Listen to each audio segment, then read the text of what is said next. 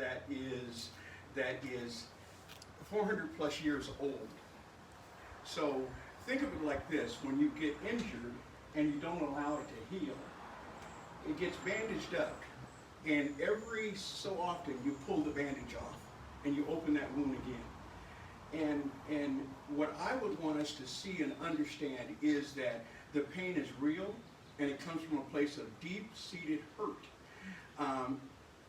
Having to live through, as an African American who has 7 children and 15 grandchildren, and I've raised all my children in Salem, Oregon. My grandchildren have all been raised, and a couple have moved on now in Salem. I've been in the area for almost 50 years, and when I moved to Salem, I came from a predominantly, not predominantly, all black neighborhood, South Central Los Angeles, at 10 years old, to a new culture in Salem, Oregon. And all I could say was, wow.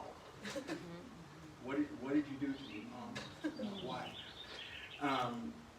Having lived there and seen and felt the pain there, and to come here and feel isolated, away, and not accepted is real.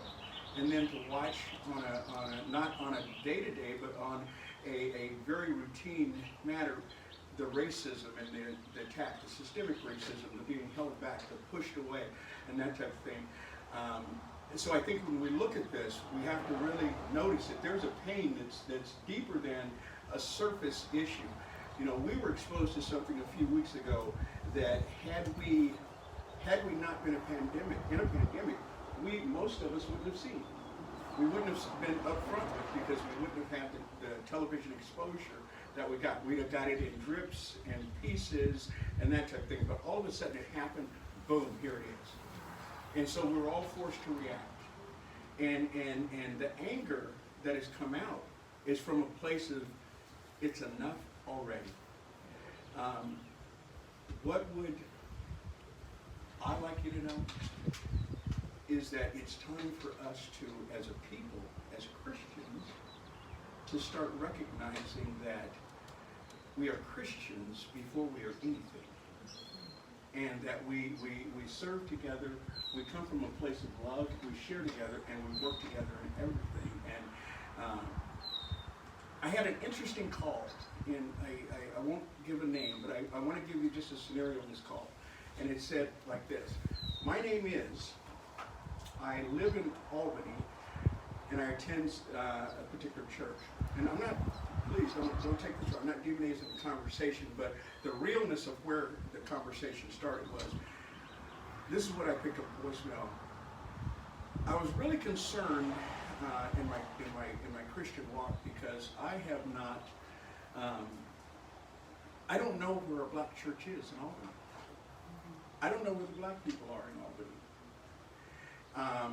And my heart tells me I just need to reach out to people and to get to know the black church, or just connect with you, and maybe we can sit down over coffee and that type of thing, and you can kind of tell me where you're at and that type of thing. And I played the voicemail several times, and I came to this, is that as Christians,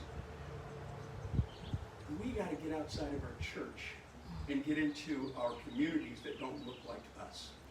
We have to serve together. We have to work together at every opportunity. We have to have the uncomfortable conversation on a routine, daily basis.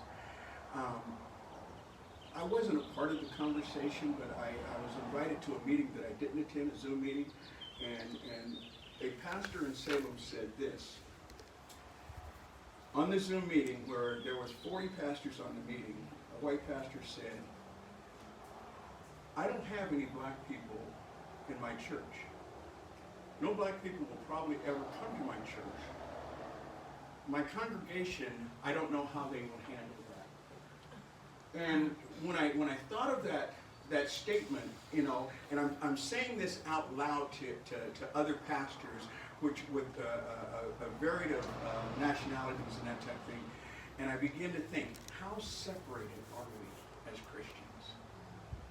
How separated are we as Christians? When did we allow that to happen? Or has it always been that way? In Salem, I grew up in a small church pastored by Bishop Weaver Clark out of Texas, and grew up there from 10 up. I later became the senior pastor in that church.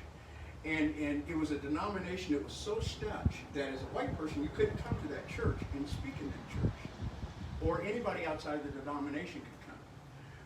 When God provided the opportunity for me to pastor that church, I almost wanted to tear the walls down, tear the door down, and say everybody's welcome. The church grew tremendously because the doors got open. People were a little uncomfortable at first, but it was intentional to say, let's include our community in what we do. The community that doesn't look like me, that difficult conversation that we're trying to have, it's got to start and it's got to be consistent. That's what I want you to know. It's got to be consistent. Thank you. Thank you.